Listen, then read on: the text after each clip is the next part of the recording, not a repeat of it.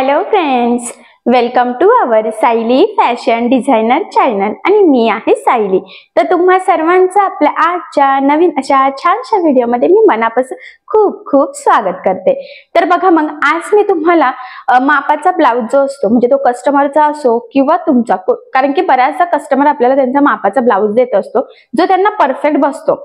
पण होतं काय की बऱ्याचदा कस्टमरचा आधीचा शिवलेला ब्लाउज हा वेगळ्या पद्धतीने शिवलेला असतो आणि त्यामुळे आपल्याला त्यावरून माप घेणं कधी कधी अवघड जातो। सो त्यासाठी काय करावं तर हे आज मी तुम्हाला सांगणार आहे।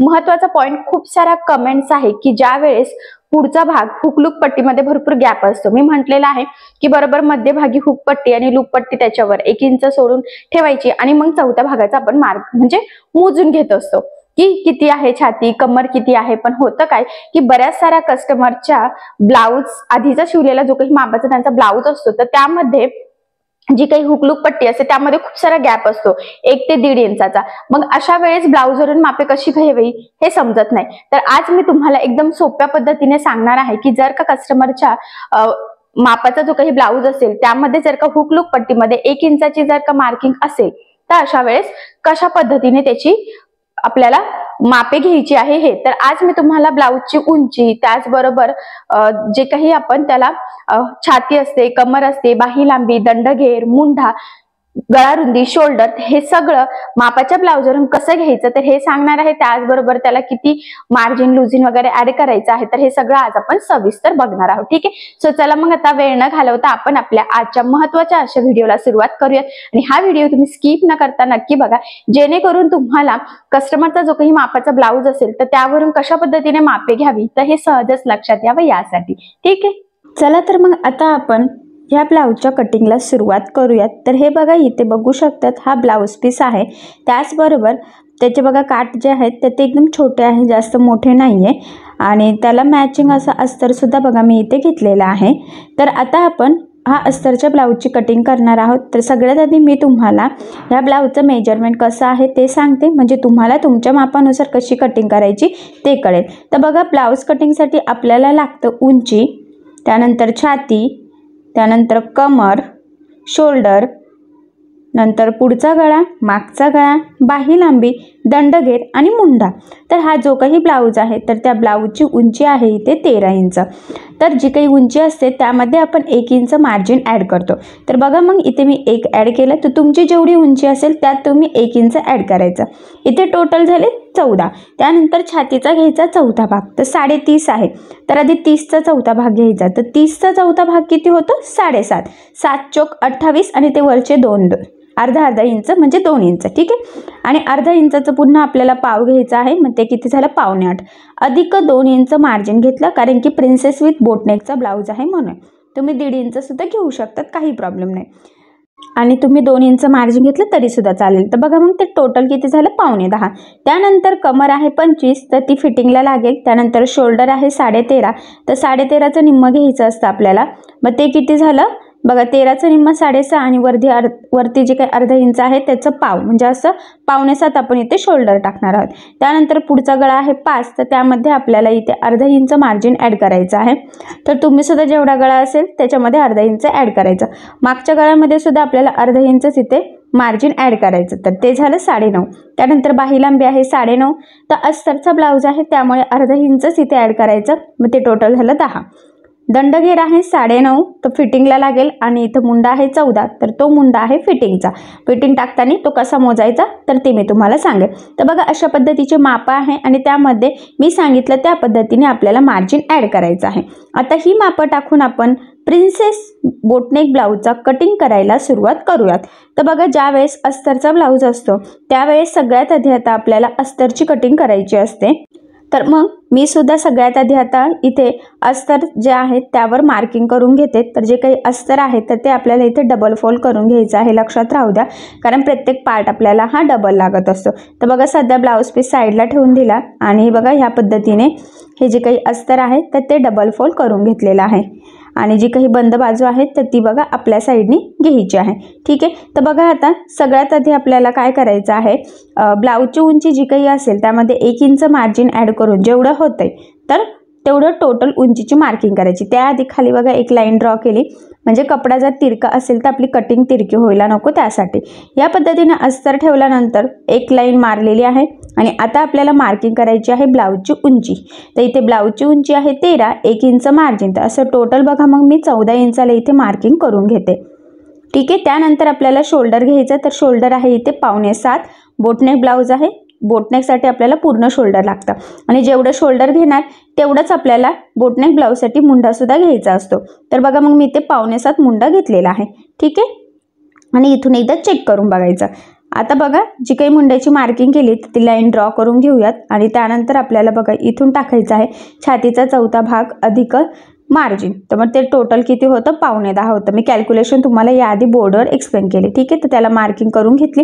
तीच 9.5 इंचाची मार्किंग आपल्याला कमरेच्या साईडला सुद्धा करून घ्यायची आहे आणि ह्या पद्धतीने हे 2 पॉईंट बघा जोडून घेतले। त्यानंतर आता आपल्याला हा जो काही मुंडा आहे त्याचं सगळ्यात आधी निम्म घ्यायचं। तर 5.5च्या जेवढं आहे तर त्याचं निम्म किती येतं तेवढं घ्यायचं आहे। इथून 1 इंचाला मार्किंग करायची आहे बघा, आणि मग आता आपल्याला इथे मुंड्याचा आकार देऊन घ्यायचा आहे। तर बघा ह्या पद्धतीने मग मी इथे मुंड्याचा शेप ड्रॉ केलेला आहे आणि बघा किंचित एक लाईन खाली घेतलेला आहे। ठीक आहे, म्हणजे फिटिंगला तो ब्लाऊज व्यवस्थित बसतो। तर बघा आता त्यानंतर इथून आपल्याला शोल्डर 2.5 आणि अर्धा इंच मार्जिन असं घ्यायचं असतं। तर मग उरलेला गळारुंदी, तर बघा मी इथे 3.5 गळारुंदीला मार्किंग केली आणि 0.5 इंचमध्ये ठेवलं तर ते आपलं मार्जिनसाठी जाणार। तर ही फायनली आता बोटनेक ब्लाऊजची आपली बॅक साईडची मार्किंग झालेली आहे। तर बघा मी ज्या पद्धतीने कटिंग करते सेम त्याच पद्धतीने तुम्ही सुद्धा कटिंग करायचं। कटिंग करताना एक्झॅक्टली जी मार्किंग केलेली आहे त्यावरच कटिंग करायचं आहे आपल्याला, कुठेही काहीही एक्स्ट्रा घ्यायचं नाही आहे। हा पॉईंट खूप इम्पॉर्टंट आहे, तर तो लक्षात राहू द्या। तर बघा ते एवढं कट झालेलं आहे, त्यानंतर खालून सुद्धा बघा एक्स्ट्राचं कट करून ते व्यवस्थित सेम करून घ्यायचं आहे। तर बघा मग फायनली आपला बोटनेक ब्लाऊजचा बॅक साईड इथे कटिंग झालेला आहे। तर आता आपण याचा पुढचा भाग कटिंग करायला सुरुवात करूयात। तर बघा तिथे सुद्धा आपल्याला डबल फोल्ड कपडा लागणार आहे। तर इथे बसतं का, तर इथे बसणार नाही, कारण उंचीला ते कमी पडेल, त्यामुळे आता आपण ह्या साईडलाच बघूया बसते का। तर बघा सगळ्यात बेसिक स्टेप आहे आपली की जेवढा आपला बॅकनेक आहे तेवढीच आहे तशी मार्किंग आपल्याला करून घ्यायची आहे। तर बघा इथे बसतंय आपलं व्यवस्थित, तर एक लाईन इथे मी ड्रॉ करून घेते, कारण की इकडच्या साईडचा कपडा हा जरा वर खाली आहे त्यामुळे। आणि ह्या पद्धतीने बघा हा मागचा भाग ठेवून आपल्याला सगळ्यात आधी आपली पहिली स्टेप आहे बघा की बॅक साईड आहे तसाच आपल्याला इथे मार्किंग करून घ्यायची, कुठेही काहीही एक्स्ट्रा घ्यायची नाही, ॲज इट इज मार्किंग करायची आहे। हा पॉईंट खूप इम्पॉर्टंट आहे, लक्षात राहू द्या। हे बघा तर सगळ्या साईडनी परफेक्ट अशी मार्किंग करून झालेली आहे। त्यानंतर सगळ्यात पहिली स्टेप आहे की आपल्याला ब्लाऊजची उंची म्हणजे मागच्या भागापेक्षा पुढचा भाग अर्धा इंचाने एक्स्ट्रा घ्यायचा, म्हणून बघा मी इथं अर्धा इंच मार्किंग केलेली आहे आणि मग ही लाईन ड्रॉ करून घेऊयात। म्हणजे झाली पहिली स्टेप, आहे तशी मार्किंग केल्यानंतर उंची आपल्याला अर्धा इंच वाढवून घ्यायची आहे। ठीक आहे, त्यानंतर आता काय करायचं आहे, आपला जो काही मुंडा वगैरे आहे तर तो आपल्याला पुढच्या मुंड्याची मार्किंग इथे करायची असते। तर बघा ॲक्च्युली इथे मुंड्याची मार्किंग आपण केलेलीच आहे, पण मी पुन्हा बघा 5.5 ह्या पद्धतीने मार्किंग करून घेते आणि इथे एक लाईन सुद्धा ड्रॉ करून घेते। हे बघा ह्या पद्धतीने ते थोडं किंचित तिरकं होतं एक लाईन त्यामुळे। ठीक आहे, तर बघा आता एवढी मार्किंग झालेली आहे। तर पुढच्या मुंड्यासाठी महत्त्वाची स्टेप आहे आपल्याला, तर इथून आपल्याला बघा अर्धा इंच आतल्या साईडला मार्किंग करून घ्यायची आहे। त्यानंतर बघा इथून शोल्डर ते अर्धा इंच एक्स्ट्रा घेतलेला तो पॉईंट जॉईन करत आपल्याला लाईन ड्रॉ करून घ्यायची आणि त्यानंतर इथून 1 इंच मार्किंग करून आपल्याला पुढच्या मुंड्याचा शेप इथे देऊन घ्यायचा आहे। तर लक्षात राहू द्या आपण हा आतल्या साईडने अर्धा इंच घेतलेला आहे आणि मुंड्याचा शेप सुद्धा दिलेला आहे बघा। तर जो काही बॅक साईडचा मुंडा आहे तर तो कटिंग करताना करायचा नाही आहे, जो आता पुढचं मार्किंग केली तिथून कटिंग करायची आहे, लक्षात राहू द्या। त्यानंतर गळा रुंदी पण घेतली 3.5 आणि जेवढा गळा असेल त्यामध्ये अर्धा इंच मार्जिन म्हणजे 5.5चा गळा घेऊन बघा हा बॉक्स मी इथे ड्रॉ करून घेतलेला आहे। तर बघा याचा पुढचा जो गळा आहे ना तर तो गोल आहे, तुम्ही तुमच्या आवडीनुसार कुठलाही घेऊ शकतात। त्यानंतर बघा आता इथून आपल्याला 3.5ला मार्किंग करायची आणि उभा जो टक्स आहे तर तो घ्यायचा आहे 4.5चा आणि बघा त्या टक्स नंतर आपण 2 इंचाला सुद्धा एक मार्किंग करून दिलेली आहे। ठीक आहे, त्यानंतर काय करायचं आहे बघा आता जो काही तुमची हा शेप आहे तर तो ड्रॉ करण्यासाठी 2 इंच एक्स्ट्रा घेतलेला आहे। ठीक आहे, म्हणून इथे कमरेचा चौथा भाग 6.5 अधिक 2 इंच मार्जिन आणि जे काही 2 इंच तुम्ही एक्स्ट्रा घेतलेला आहे प्रिन्सेसच्या शेपसाठी ते आणि अर्धा इंच ते 2 पार्ट जॉईन करण्यासाठी अशी टोटल मार्किंग करून घेतली आणि ह्या पद्धतीने बघा हे पॉईंट जोडून घेतले। जवळजवळ कमरेचा चौथा भाग अधिक 2 मार्जिन आणि 2 ते असं टोटल आपण 4 आणि अर्धा इंच एक्स्ट्रा असं मार्किंग करून घेतली। पुन्हा बॅक साईड ठेवून बघा ह्या पद्धतीने बॅक साईडची जेवढी उंची आहे त्याची मार्किंग करून घेतलेली आहे आणि त्यानंतर आपल्याला हे जे काही 2 पॉईंट आहेत तर ते जोडून घ्यायचे आहेत। तर बघा मग सगळ्यात आधी जी काही आपला शेप आहे तर तो आधी प्रिन्सेसचा ड्रॉ करून घ्यायचा आहे ह्या पद्धतीने मुंडापर्यंत, ठीक आहे। त्यानंतर इथून जे काही 2 इंचाचं आपण मार्किंग केलेली आहे तिथपर्यंत हा प्रिन्सेसचा आपल्याला शेप आणायचा आहे। तर बघा आता ही प्रिन्सेसची आपली मार्किंग झालेली आहे। त्यानंतर मग इथून हा पॉईंट आपल्याला जोडून घ्यायचा आणि इथून इकडच्या साईडचा, ठीक आहे, म्हणजे उंची पुढची आणि मागची बरोबर मॅच होते फिटिंग वगैरे करताना।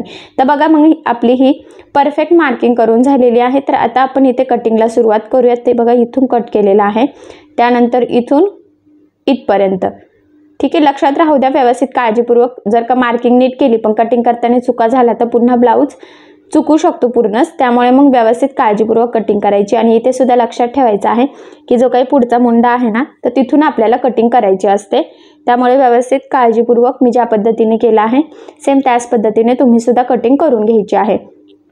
इथून बघा पुन्हा इथपर्यंत कटिंग केलेली आहे आणि एवढं कटिंग झाल्यानंतर बघा ही स्ट्रेट लाईन आहे तिथून सुद्धा आपण कट करून घेऊयात, कारण की तो आपला एक्स्ट्राचा पार्ट आहे। आणि त्यानंतर आता इथे प्रिन्सेसचा शेप जो आहे तर त्याची कटिंग करायची। त्याआधी बघा इथे गोलगळ्याची मी मार्किंग करून घेते, एकला मार्किंग करून ह्या पद्धतीने गोलगळ्याचा शेप दिलेला आहे। तुम्ही गोल, चौकोनी, पंचकोनी, पानगळा तुम्हाला जो हवा तो गळा तुम्ही पुढचा घेऊ शकतात, पण मी इथे सिंपल असा गोल घेतलेला आहे। याआधी पण बघा बऱ्याच एक व्हिडिओ टाकलेला आहे तर त्यामध्ये आपण चौकोनी गळा घेतलेला होता, तर चौकोनी घ्यायचा असेल तर तो व्हिडिओ तुम्ही बघू शकता, ठीक आहे। तर बघा मग एवढी आपली पुढची कटिंग झालेली आहे। प्रिन्सेसचा कट तिथून व्यवस्थित आपण कट सुद्धा केलेला आहे। त्यानंतर बघा पुढचा गळा सुद्धा आपण इथे कटिंग करून घेऊयात। तर फायनली पुढच्या भागाची आणि मागच्या भागाची आपली अस्तरची मार्किंग आणि कटिंग दोन्ही इथे झालेला आहे। बॅक साईडचं तर मी डायरेक्ट तुम्हाला स्टिच करताना सांगेल कशा पद्धतीने गळा कट करायचा असतो, ठीक आहे। त्यानंतर आता इथे आपल्याला स्लीव्ज कटिंग करायचे आहेत, तर स्लीवची मार्किंग आता आपण करायला सुरुवात करूयात। तर बघा इथून डबल फोल्ड कपडा आहे ऑलरेडी आणि तो आपल्याला आता या पद्धतीने फोल्ड करायचा आहे, म्हणजे टोटल आपले इथे 4 पदरी घडी आहे। लक्षात राहू द्या, कारण की दोन्ही स्लीव्ज आपल्याला सोबतच इथे कटिंग करायचे आहे त्यामुळे। तर बघा सगळ्यात आधी खालच्या साईडने छातीचा चौथा भाग टाकायचा। तर इथे लक्षात राहू द्या आपण 2 इंच मार्जिन ॲड केलेला आहे, त्यामुळे चौथ्या भागात आपल्याला अर्धा इंच एक्स्ट्रा इथे घ्यायचा आहे खाली जेव्हा आपण टाकतो तेव्हा, ठीक आहे। तर म्हणूनच बघा इथे आता 7.25 मार्किंग होती आपली, तर मी इथे अर्धा इंच म्हणजे 7.25ला मार्किंग करून घेतली। त्यानंतर तुमची जी काही बाही लांबी आहे त्यात अर्धा इंच मार्जिन, तर मी टोटल 10ला मार्किंग केली। इथून पुन्हा बाहीची घडीची मार्किंग केली आणि इथून सुद्धा 10 एकदम मोजून घेऊन हा बॉक्स आपल्याला सगळ्यात आधी ड्रॉ करून घ्यायचा आहे। त्यानंतर इथे आपल्याला कॅप हाईट घ्यायची आहे 3 इंच, कारण की स्लीव्ज मोठी आहे म्हणून। आणि नंतर बघा 1 इंच इथे आतमध्ये घेतलेलं आहे मार्किंग आणि वरचे सुद्धा, तर हे 2 पॉईंट आपल्याला इथे जोडून घ्यायचे आहे। त्यानंतर काय करायचं आता खालच्या साईडला सुद्धा बघा आपल्याला 1 इंच आतल्या साईडला मार्किंग इथे करून घ्यायची आणि तिथे सुद्धा हा पॉईंट आपल्याला 2 जोडून घ्यायचे आहेत। त्यानंतर बघा हे जे काही मधली एक तिरकी लाईन आहे तर मी तुम्हाला दाखवते। तर बघा ही मधली, तर त्याचा घ्यायचा आहे आपल्याला सेंटर। तर इथे 7 आहे, तर 7चं निम्म किती होतं 3.5, तर 3.5ला मार्किंग केली। त्यानंतर 3.5चं पुन्हा निम्म घ्यायचं आहे आपल्याला आणि इकडचं सुद्धा 3.5चं निम्म, म्हणजे ते किती होतं 2.25 आणि नंतर अर्धा इंच वरती आणि अर्धा इंच खाली असं मार्किंग करून आपल्याला इथे बघा बरोबर हा बाहीचा शेप द्यायचा आहे, इथून गोलाकार वरून आणि त्यानंतर इथून खालून, ठीक आहे। तर बघा ही बाहीची परफेक्ट आणि कंप्लीट अशी आपली मार्किंग झालेली आहे। तर आता आपण ही बाही कटिंगला सुरुवात करूयात। तर बघा इथून सुरुवात करायची आहे इथपर्यंत। त्यानंतर जे काही 1 इंच आपलं एक्स्ट्राचा म्हणजे आपण आतमध्ये जी काही मार्किंग केलेली आहे तर तिथपर्यंत सरळ आपल्याला कट करायचा आहे। आणि त्यानंतर बघा ही सरळ स्ट्रेट लाईन आणि त्यानंतर बाहेरचा हा वरचा कर्व, म्हणजे जे काही कडेकडेला होतं तर तेवढं आपण कटिंग केलं असं लक्षात ठेवू शकता। त्यानंतर बाही ओपन करून या पद्धतीने हा गोलाकार कट करायचा आहे। तर हा खोल भाग पुढे असतो आपला आणि तो आधीचा मागे असतो, लक्षात राहू द्या. तर बघा इथे बाहीची सुद्धा परफेक्ट कटिंग आपली करून झालेली आहे. तर पुढचा भाग, मागचा भाग आणि बाही असं सगळ्यांची कटिंग झालेली आहे. तर आता आपण हे अस्तर ठेवून ब्लाऊज पीस कटिंग करून घेऊयात. तर सगळ्यात आधी आता इथे आपल्याला बाही कटिंग करायची आहे, कारण की जो काही ब्लाऊज पीस आहे त्याला बघा एवढाच काट आहे आणि काट आपल्याला आता बाहीला घ्यावा लागेल.